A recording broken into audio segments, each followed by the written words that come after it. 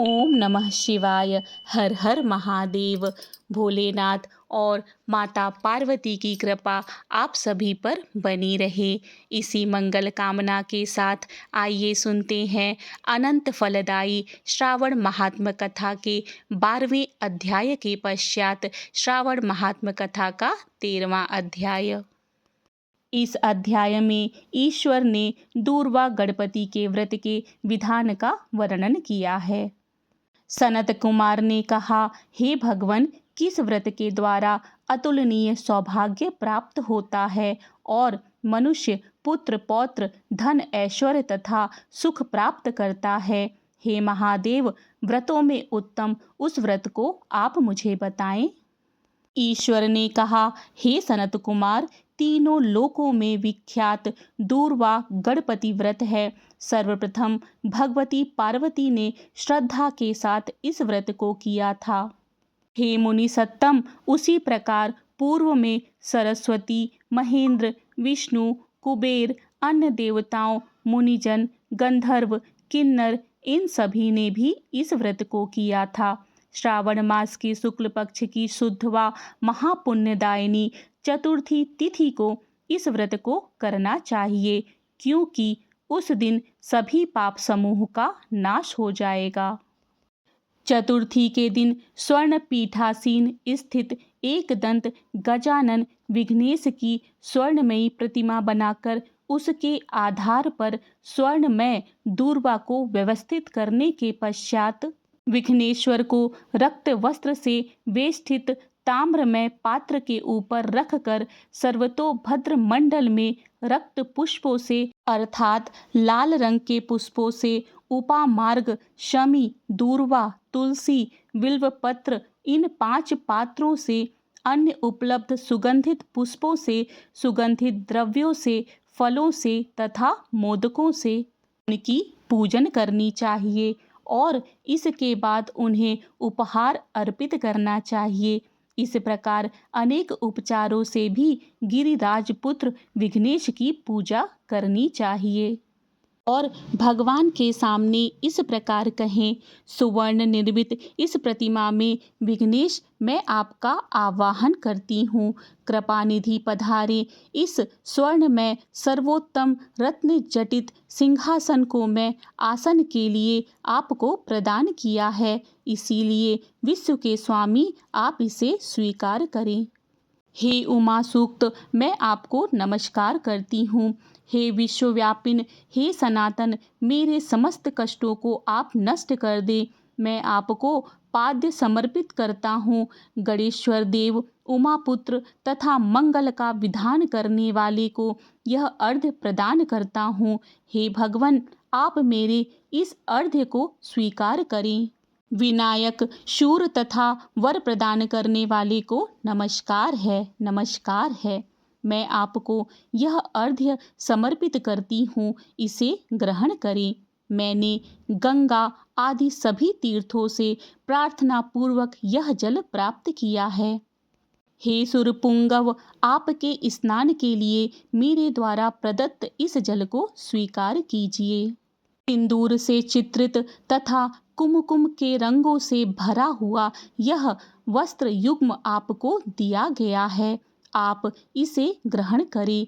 लंबोदर तथा सभी विघ्नों का नाश करने वाले देवता, आपको नमस्कार है।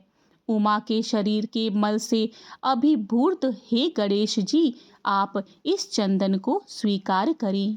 हे सुरश्रेष्ठ, मैंने भक्ति के साथ आपको रक्त चंदन से मिश्रित अक्षत अर्पण किया है। हे सुरसत्तम, आप इसे स्वीकार करें। मैं चंपा के पुष्पों, केतके के पत्रों तथा जपा कुसुम के पुष्पों से गौरी पुत्र की पूजा करती हूँ। आप मेरे ऊपर प्रसन्न हो, सभी लोकों पर अनुग्रह करने तथा दानवों का वध करने के लिए स्कंद गुरु के रूप में अवतार ग्रहण करने वाले आप प्रसन्नतापूर्वक यह धूप लीजिए। परम ज्योति से प्रकाशित करने वाले तथा सभी सिद्धियों को देने वाले आप महादेव के पुत्र को मैं दीप अर्पण करती हूँ, आपको नमस्कार है।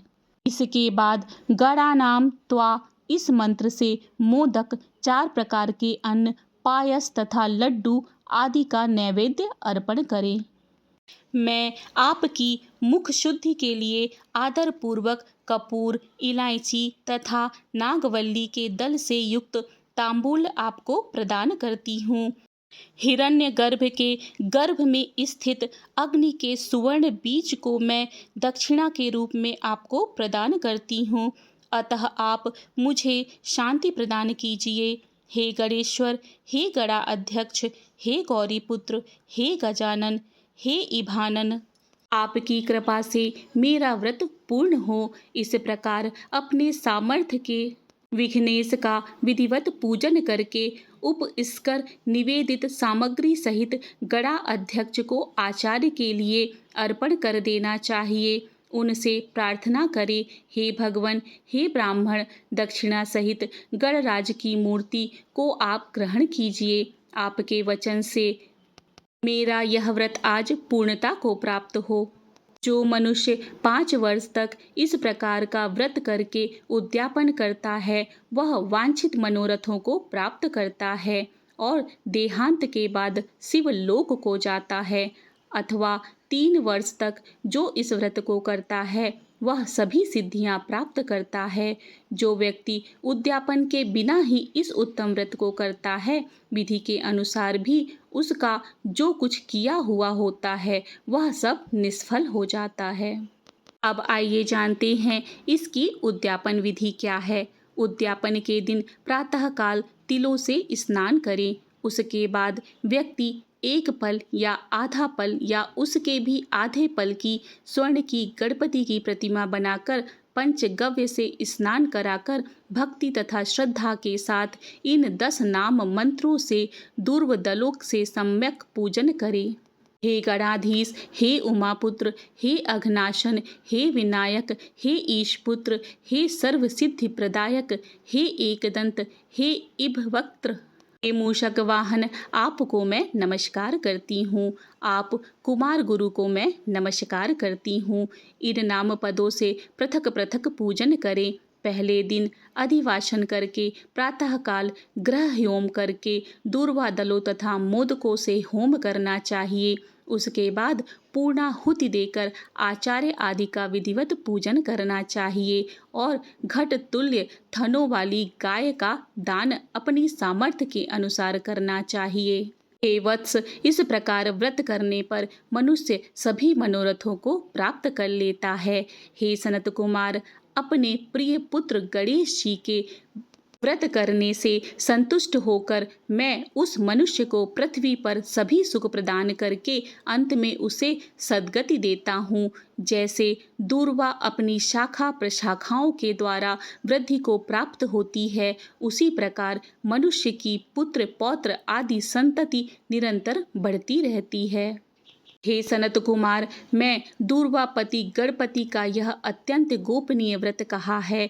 सुख चाहने वालों को इस सर्वोत्तम व्रत को अवश्य करना चाहिए। इस प्रकार श्री स्कंद पुराण के अंतर्गत ईश्वर सनत कुमार संवाद में श्रावण मास महात्म में दूर्वा गणपति व्रत कथन नामक 13वां अध्याय पूर्ण हुआ। जोर से बोलो ओम पार्वती पते हर हर महादेव, हर हर महादेव, हर हर महादेव।